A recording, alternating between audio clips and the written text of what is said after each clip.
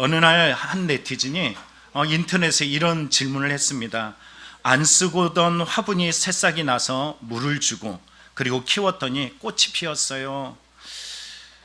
이건 꽃일까요? 잡초일까요? 이런 질문을 던졌어요.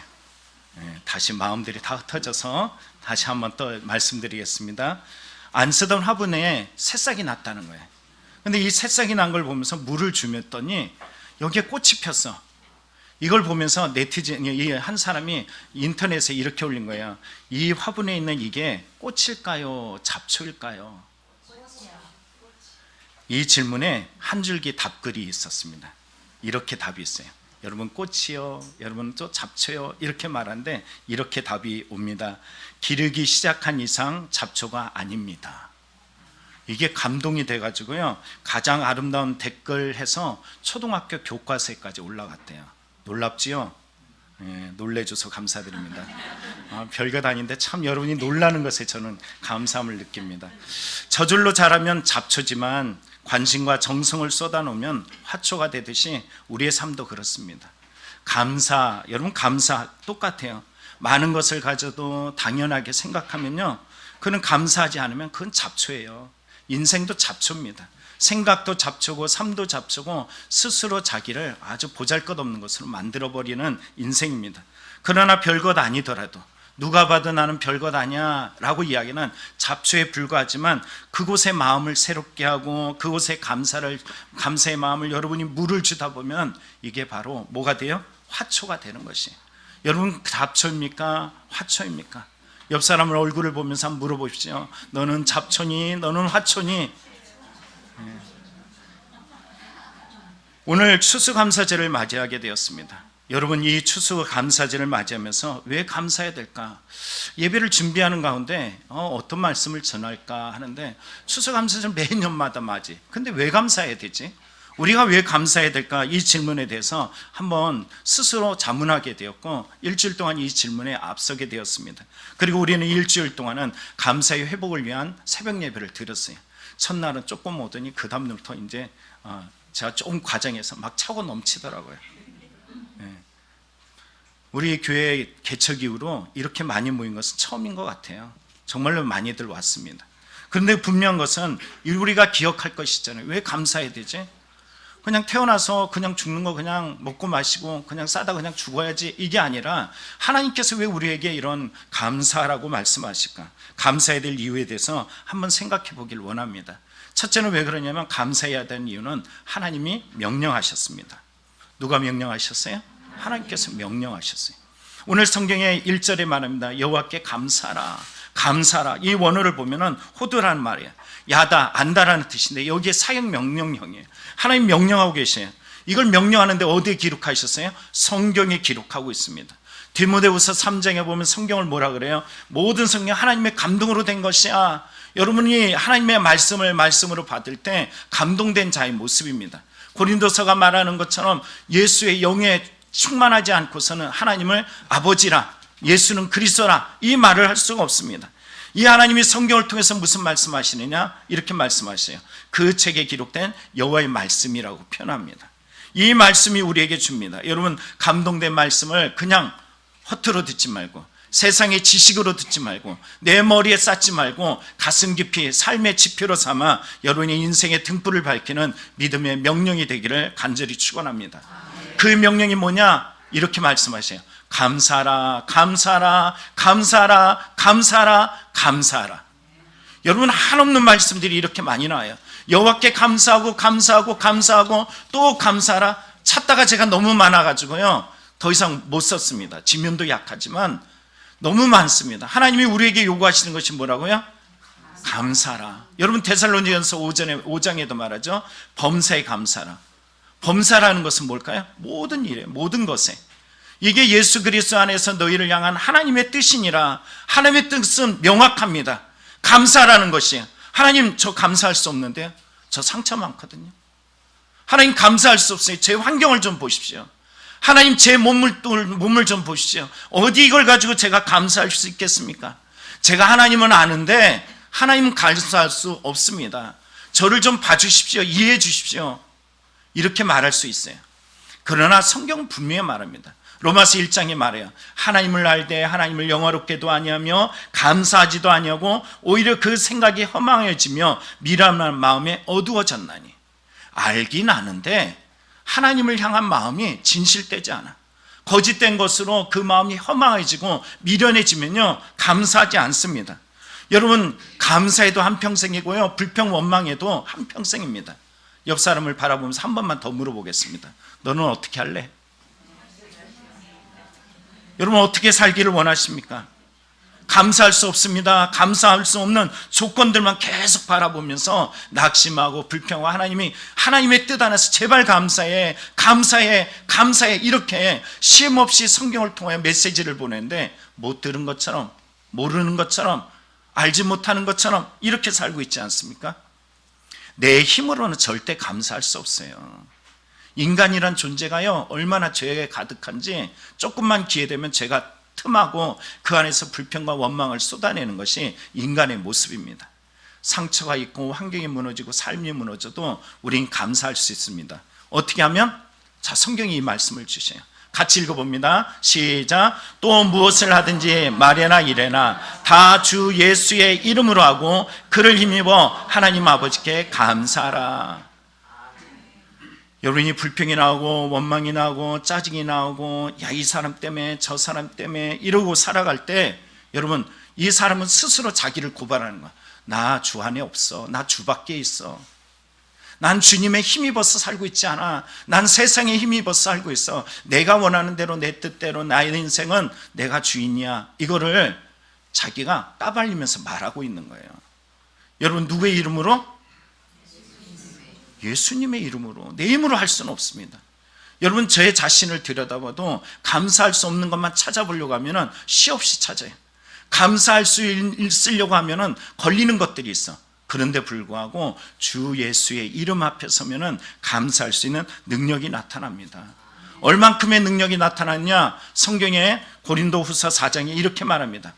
우리는 여러 가지로 환난을 당하고 공경에 빠지지 않으며 난처한 일을 당해도 절망하에 빠지지 않으며 박해를 당해도 버림을 받지 않으며 거꾸로 튀김을 당해도 망하지 않습니다.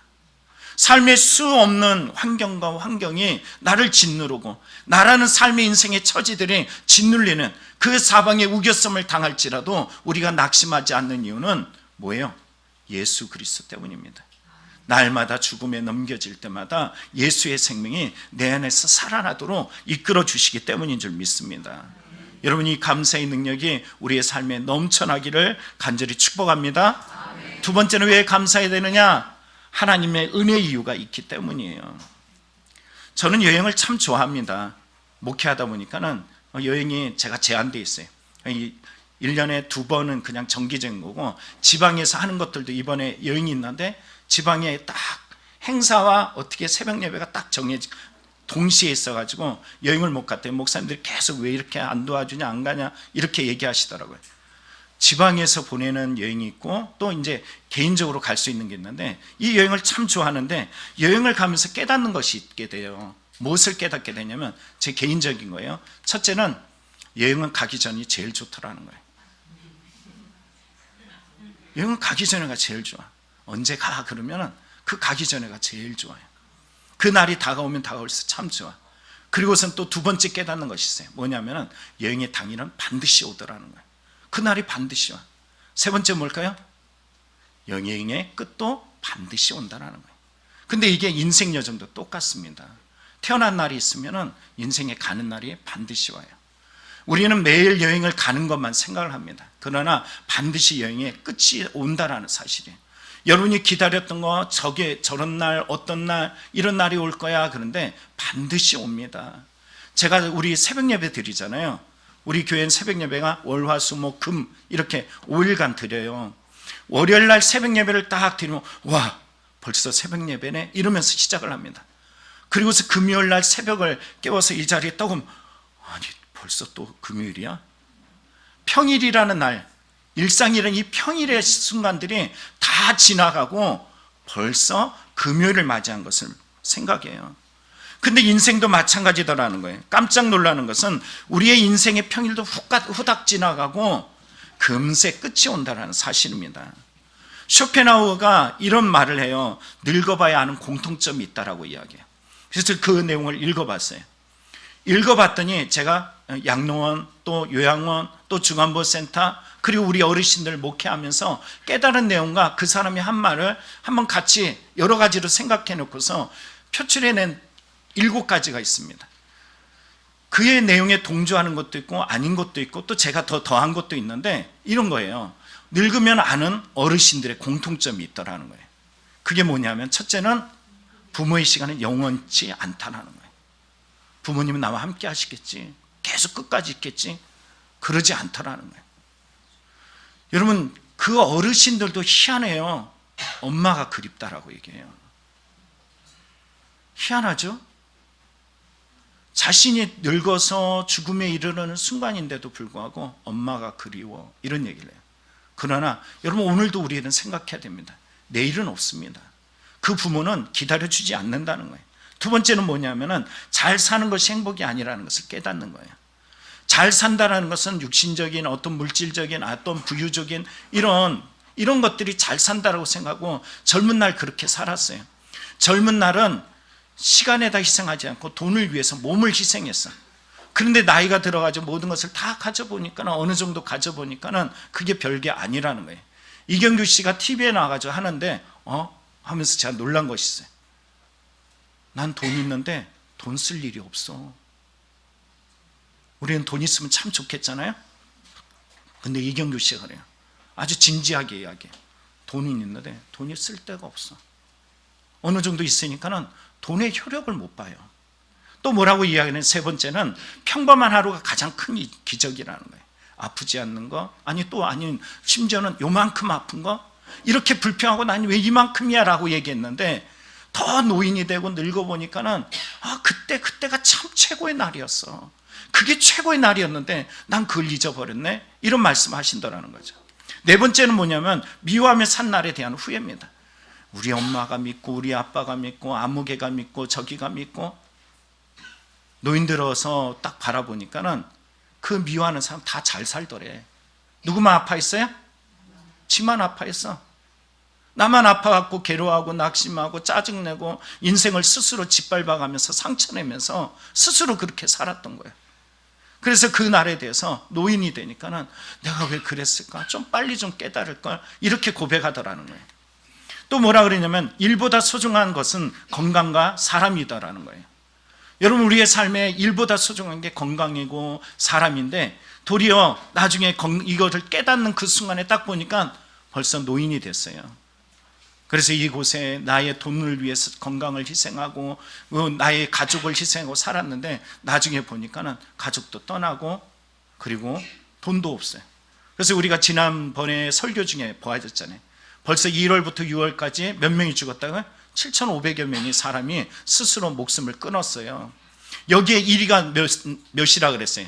고작 50대 20%가 되는 이 사람들이 스스로 목숨을 끊는 이런 일들이 있었다는 것입니다.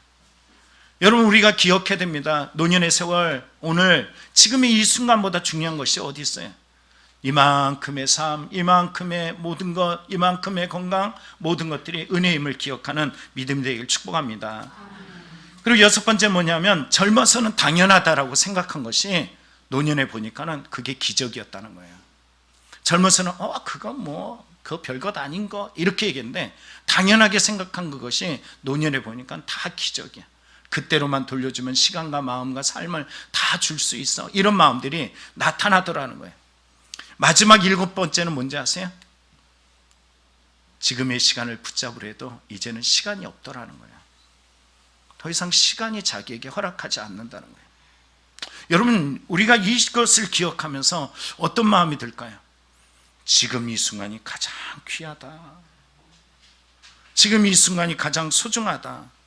여러분, 부자나 가난한 자나 하나님께서는 공통적으로 주신 것이 있어요. 그들에게 태양도 똑같이 내리고 비도 똑같이 내리고 그들에게 하루라는 시간을 24시간 똑같이 주어지더라는 거예요. 넌 부자니까 넌 25시간 가져, 너는 가난하니까는 너는 오늘 하루 8시간만 가져, 그러지 않아요. 인생이라는 시간을 똑같이 24시간을 똑같이 허락하더라는 것입니다. 우리가 기억할 것은 뭡니까? 오늘 성경에 예수 그리스도를 믿는 사람들이 기억할 것이 있습니다. 여호와께 감사라, 그는 선하시다. 그의 인자심이 영원함이로다. 여기 원어에는 나타나지 않지만 카이라는 원어가 나타납니다. 이 접속사는 어떤 의미를 가지고 있냐면요, 이 말은 이유를 말해주고 있어요. 다시 말하면 1절에 나타난 이 말에는 너희가 감사해야 될 이유가 뭐냐, 그걸 발견해봐, 이거예요. 뭘 발견해요? 하나님은 선하시다. 뭘 선하시다? 하나님은 좋으시다. 하나님은 선하시다. 하나님은 아름다우시다. 하나님은 너에게 최선을 다하고 계시다.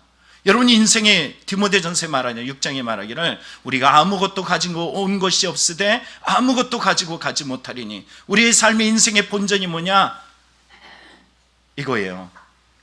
우리 인생의 본전이 뭐예요? 빈손이, 아무것도 없습니다. 알렉산더가 그 세계를 지배하면서 죽을 때, 야 관을 밖에 내 손을 꺼내놔, 이렇게 꺼내놓으래. 왜? 이렇게 가는 거야, 별거 아니야. 여러분 오늘 이 순간에 우리가 기억할 것은 하나님의 선하심을 발견하시기 바랍니다. 하나님의 불편한 마음, 어려운 마음, 좌절된 마음들을 자꾸만 만들어서 하나님을 아프게 하지 말고 시험하지 마시고 하나님의 선하심을 발견할 수 있는 믿음의 성도들이 되길 축복합니다. 또 뭐라고 이야기해? 인자하심을 발견해 보래요. 인자하심의 이유를 찾아보래요. 오늘 성경에 보면은 인자하심은 한결같은 사랑, 무조건적인 사랑, 오늘 우리의 이 언약의 기준하여서 내가 잘났건 못났건 기준 없습니다. 그냥 못나도 형편없어도 보잘것없어도 하나님은 우리에게 당신의 한없는 사랑, 헤세드의 사랑을 우리에게 부어주신다는 거예요. 여러분 사랑하는 자가 어떤 상황이든 상관없습니다. 하나님은 우리를 여전히 사랑하시고 여전히 귀히 여기시며 우리를 존귀 받아주시는 줄 믿습니다. 이거를 발견할 수 있는 믿음, 예수 그리스도를 믿는 우리가 예배를 드리면서 발견할 수 있는 믿음은 뭐냐? 이 땅의 것이 아닙니다. 이 땅의 것이 목적이 되면 어떻게 하냐? 성경은 뭐라 그러냐? 이렇게 말해요. 같이 읽어봅니다. 시작. 하나님 그리스도 안에서 우리가 바라는 것이 하나가 이 세상의 삶뿐이며 모든 사람 가운데 우리가 불쌍한 자입니다. 이 말씀을 왜 줬냐면요, 고린도 교회가 정말 형편없는 사람들이 하나님의 은혜로 뭔가 좀 갖추게 되었어. 기억하십시오. 형편없었어요. 사람들에게도 이름조차도 알려지지 않고 아주 형편없던 존재였어요. 근데 예수님을 믿게 됐어. 그랬더니 하나님께서 그들에게 뭔가의 은혜들을 깊이 주셨어요. 넘치도록 부어줬어. 근데 이들은 나중에 어떻게 하냐면은 분열하고 네 편이니 내 편이니 음란하고 더럽고 추악하고 하나님의 예배도 멸시하고 이런 일들이 그들 안에 나타나기 시작했어요. 그래서 바울 사도가 뭐라 하냐면 그들의 마음에 잃어버린 것이 있어요. 바로 복음을 잃어버렸대요. 부활신앙을 잃어버렸대요. 그러면서 말하기를 이 세상의 삶이 그게 다라면 야 우리 가장 불쌍한 자야, 너 왜 그렇게 살고 있니? 이 말을 하고 있는 것입니다. 오늘 인생사에서 우리도 한번 기억해 보시기 바랍니다. 하나님이 우리에게 주신 은혜가 있어요. 은혜, 이 은혜를 잊지 마시기 바랍니다. 모두가 군대 간다고 모두가 다 전역하지 않습니다. 그치 상여가? 모두가 다 일평생을 산다 그래서 모두가 95평생까지 살지는 않습니다. 모두가 다 인생에게 먹을 것을 준다 그래서 모두가 다 그 맛이 좋지 않습니다. 누구에게 다 침대가 있다 그래서 그 침대에 눕는다고 그 침대가 달콤한 잠을 주지 않습니다. 각 사람들에게 하나님께서 시시때때로 주셨던 모든 연약함 중에 주셨던 은혜들이 있어요. 그게 바로 하나님의 은혜입니다. 그래서 성경은 이렇게 말해요. 우리가 하나님과 함께 일하는 자로서 너희를 권하노니 하나님의 은혜를 헛되이 받지 말라. 어떻게 받지 말라? 헛되이 받지 말라. 이르시되 내가 은혜 베풀 때 너에게 듣고 구원의 날에 너를 도왔다 하셨으니 보라 지금은 은혜 받을 만한 때요 보라 지금은 구원의 날이로다. 하나님은 지금 우리에게 말씀하셔요. 야 구원의 날, 은혜의 날 다른 날이 아니야. 바로 지금이야. 언제다? 지금이다. 은혜의 날은 지금이라는 것이. 앞서 서두에서 말했던 것처럼 한 네티즌이 물어봤죠. 안 쓰던 화분에 새싹이 났어요. 이게 물을 줬더니 꽃이 피었어요. 새싹일까요? 잡초일까요? 뭐라고 이야기했어요? 기르기 시작한 이상 그는 잡초가 아니라 꽃입니다. 우리에게도 인생에 여러분 인생에 잡초를 만들지 말고 은혜의 날로 꽃을 피워갈 수 있는 믿음의 성도들이 다 되길 간절히 축원합니다. 어떤 성도님이 그런 얘기해요. 넌 그게 뭐냐? 넌 그거밖에 안 돼? 라고 이해할 때 상처가 났대요. 그러나 기억해 볼 것이 있습니다. 회사에서 이런 말들을 들었다고 생각해 보세요. 얼마나 속상해요. 그런데 내가 이 회사를 다니네, 내가 그런데 오늘도 삶을 살아가네, 그런데 오늘도 숨쉬네, 이런 것들을 생각하면서 은혜로 반응한 모습을 보고, 그래, 상처가 문제가 아니야, 은혜가 문제구나. 은혜가 문제야. 따라해 보십시오. 은혜가 문제다.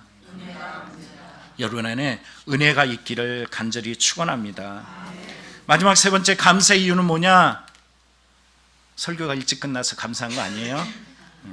감사의 이유는 뭐냐? 바로 하나님이 우리를 건져주셨기 때문이에요. 가장 중요합니다. 구원해 주셨어요.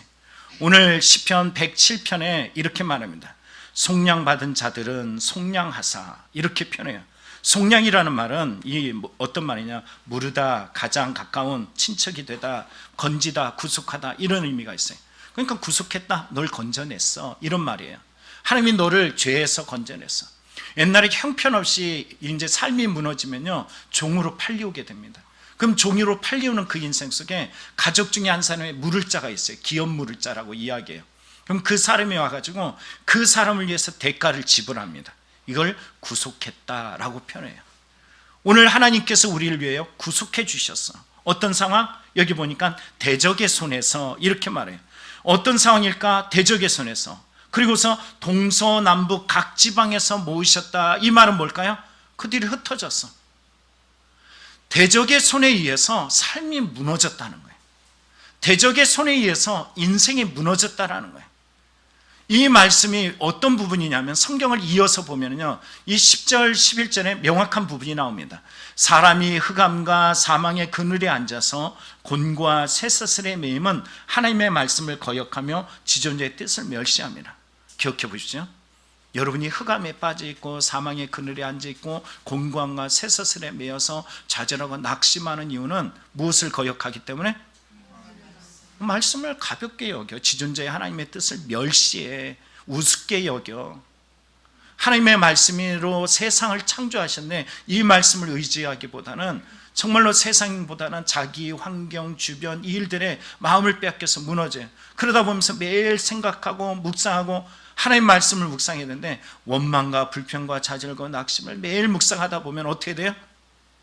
이걸 귀신들이 가만히 안 놔두죠. 어둠의 권세들이 가만 안 놓죠.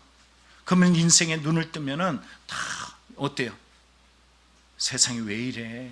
세상 사람들 다 나 미워하고 내 인생만 이렇게 가장 악의, 어둠의, 죄의, 아픔의, 절망에 무너져 있어, 이렇게 생각할 수 있습니다.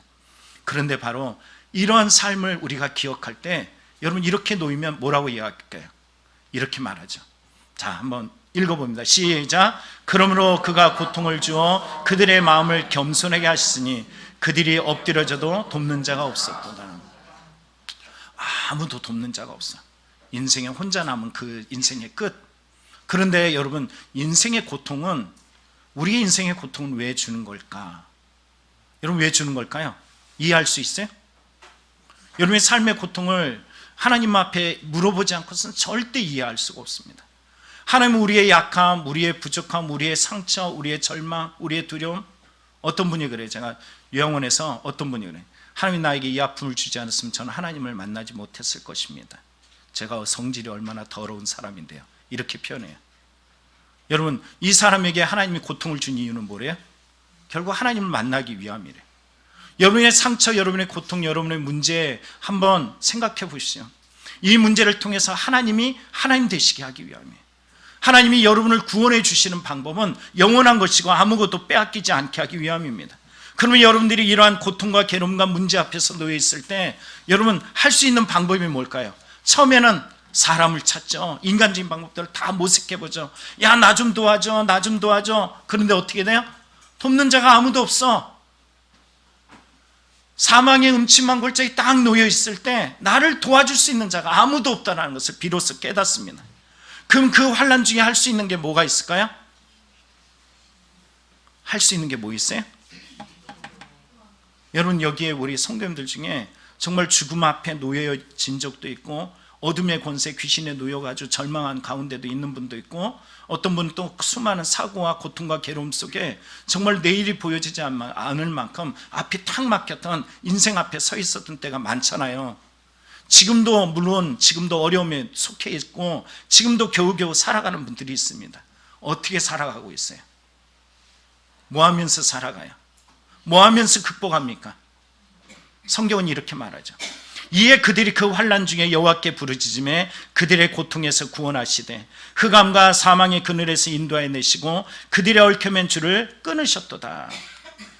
이에 그들이 그들의 고통 때문에 여호와께 부르짖음에 그가 그들의 고통에서 그들을 구원하시되 그가 그의 말씀을 보내어 그들을 고치시고 위험한 지경에서 건지시는도다.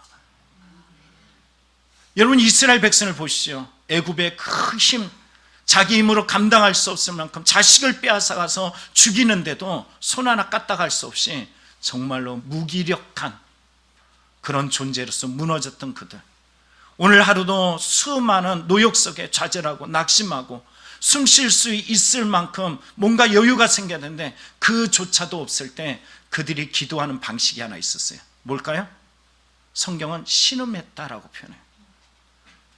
입술에 한마디도 나오지 못해서 주여 주여. 그런데 성경 뭐라 그래요? 하나님 들으셨다. 저도 이곳에 있는 분들 몇 분을 알아요. 신음밖에 할 수 없었던 상황들을 알고 있습니다. 여러분들이 이곳에 그냥 가만히 앉아 있는 것 같지만 이 신음 속에서 하나님이 응답하지 않았으면 여기 없을 분들 몇몇 있어요. 어쩌면 저조차도 하나님 앞에 신음할 때 이만큼 서 있는 구원의 능력을 체험하기도 합니다. 기억해 보시기 바랍니다. 하나님은 우리를 건져내셨어요. 그 아들을 내주신 하나님이 우리를 위해서 더 좋은 것을 준비하지 않겠습니까? 그 구원의 은혜들을 다시 한번 깊이 생각해 보기 바랍니다. 구원을 감격을 잃어버리면요, 하나님이 날 건져주셨어를 잃어버리면 얼마나 큰 문제가 발생하는지 아십니까? 이스라엘 백성이 그 노역에 시달리고 자식을 죽인데도 꿈쩍 못했던, 어느 누구도 건져낼 수 없던 그들을 건져서 하나님이 광야로 인도했더니 그 광야에서 그들이 어떤 것을 잊어버렸냐? 첫째는 하나님이 나를 애굽에서 건져냈어, 이것을 잊어버렸어요. 그들은 무엇을 잊어버렸냐? 애굽에서 건져내신 하나님이 지금 우리와 함께 하셔. 근데 놀라운 것은요, 보면서도 보지 못하더라는 거예요. 하나님이 지금 구름 기둥으로 풀 기둥으로 그들을 함께하고 계신데도 보면 돼 못 봐. 희한하죠? 눈이 있어도 보지 못하고 귀가 있어도 듣지 못해. 이 심각한 문제입니다. 오늘 여러분들도 마찬가지예요. 그 놀라운 그 괴로움, 그 절망적인 순간을 겨우겨우 극복하고 이겨냈는데 하나님 지금 이 순간에도 여전히 애굽 출애굽 백성같이 그 하나님이 함께 하심을 잊어버리고 사는 사람들이 있습니다. 세 번째는 뭘 잊어버렸을까요? 비록 힘들고 어렵지만 하나님께서 나를 먹이셔, 나를 입히셔, 지금도 나와 동행하시고 지금도 붙들어 주셔. 여러분, 잊어버리지 마시기 바랍니다. 말씀을 마치겠습니다. 감사하는 이유가 있어요. 첫째는 뭐라고요? 하나님 명령하셨어요. 두 번째는 뭐라고요? 하나님께서 은혜를 주셨습니다. 세 번째 뭐예요? 하나님께서 우리를 구원해 주셨어요. 이것을 기억한다면 여러분, 이 모든 감격들이 저와 여러분의 인생에 어떤 상황에도 빼앗기지 않는 절대 감사의 능력으로 넘치게 하실 줄 믿습니다. 이 주님을 잊어버리지도 마시고 잃어버리지도 마시고 믿음 안에서 더욱더 감사로 능력자가 되기를 간절히 축원합니다. 기도하겠습니다.